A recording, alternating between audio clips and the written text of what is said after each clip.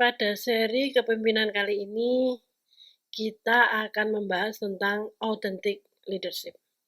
Dan sebagaimana namanya authentic leadership, maka pemimpin ini orangnya otentik, alias asli apa adanya. Itu sebenarnya konsep inti dari otentik itu.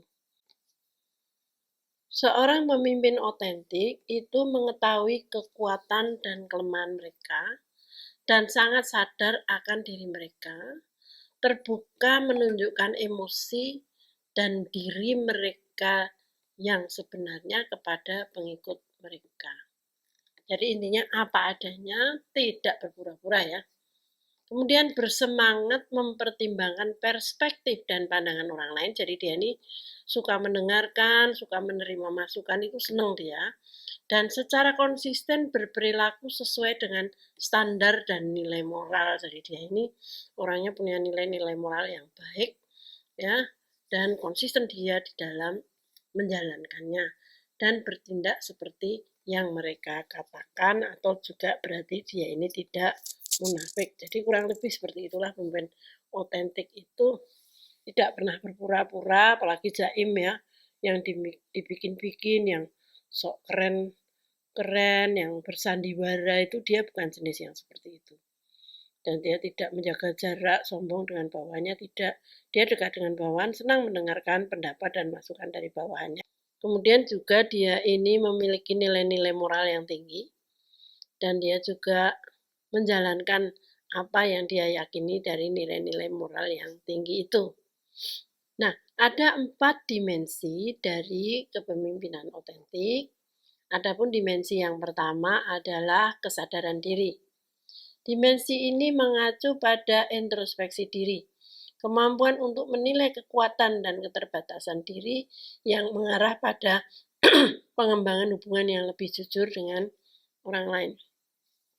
Banyak kita jumpai orang-orang, bahkan pemimpin itu yang kelihatan kalau dia itu ya sebetulnya apa ya istilahnya lost gitu. Jadi hanya mengikuti moodnya aja.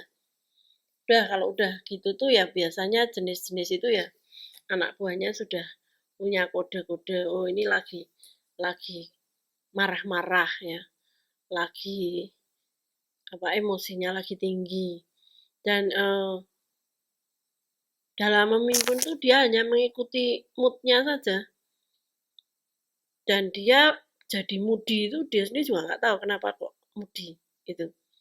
Nah, seorang pemimpin otentik ini ngerti banget ketika dia sedang ngedrop, ketika dia sedang punya masalah, itu dia tahu masalahnya apa, ngedropnya apa, itu dia tahu banget ya. Dan jadi kesadaran dirinya itu sangat sangat bagus sekali, dan dia kemudian juga bisa menjadi jujur di depan orang lain. Dia juga genuine dengan kesadaran dirinya itu, sehingga hubungannya dengan anak buah itu menjadi baik, karena anak buah bisa merasakan tiada dusta di antara kita gitu ya, tidak ada sandiwara, jadi ngerasa deket gitu loh, apa adanya gitu lah pemimpin ini ya.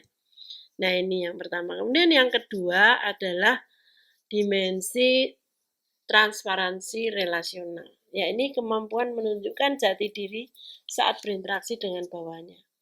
Pemimpin mengekspresikan pemikiran dan motif mereka yang sebenarnya, memfasilitasi kemampuan mereka untuk berbagi informasi secara terbuka.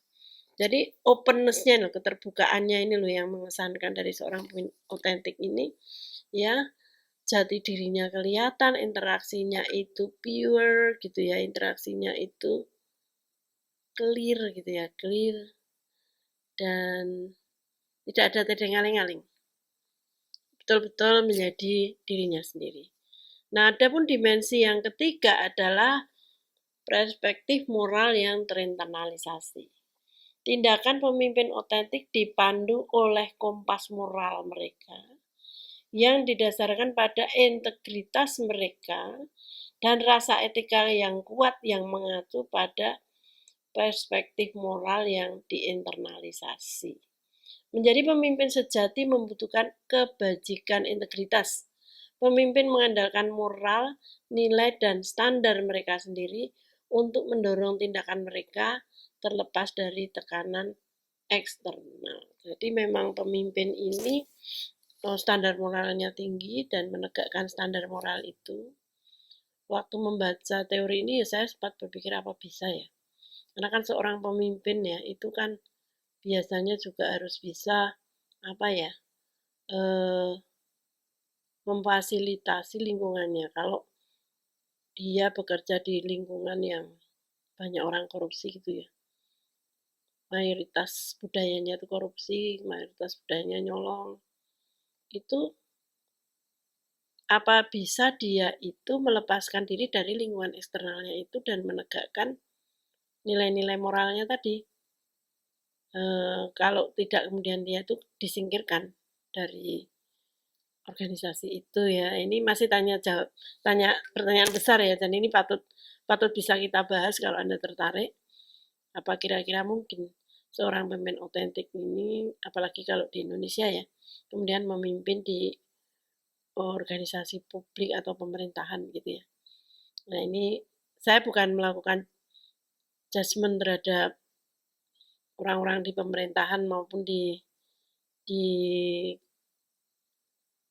kantor-kantor pelayanan publik ya. Saya sendiri juga ASN, tetapi memang kenyataan itu ada ya kan. Jadi sangat menarik juga bila mana kita ingin mengupasnya.